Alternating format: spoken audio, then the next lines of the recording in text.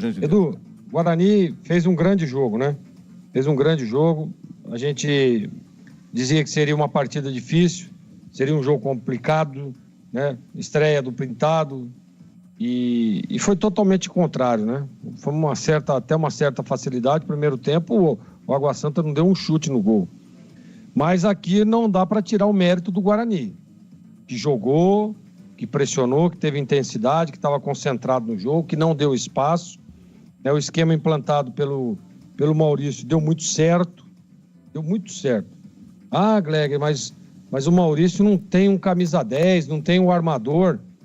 Pô, se ele jogou sem armador e meteu 4-0, se ele tivesse com armador, quanto seria, não?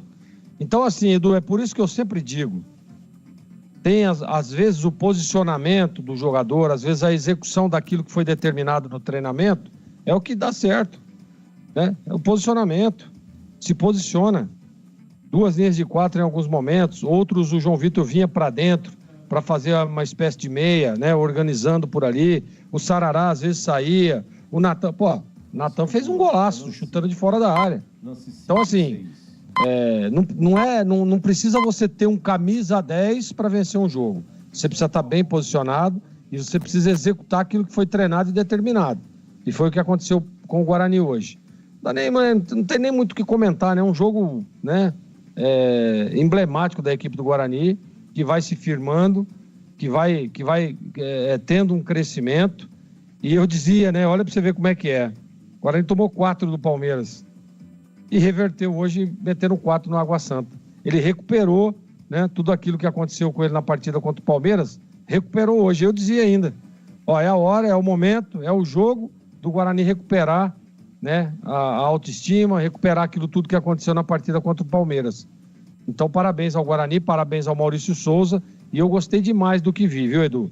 Eu acho que ele começa a encontrar um jeito de jogar, as peças que têm entrado bem. Você vê que manutenção de resultado, o Guarani passou o segundo tempo tranquilinho.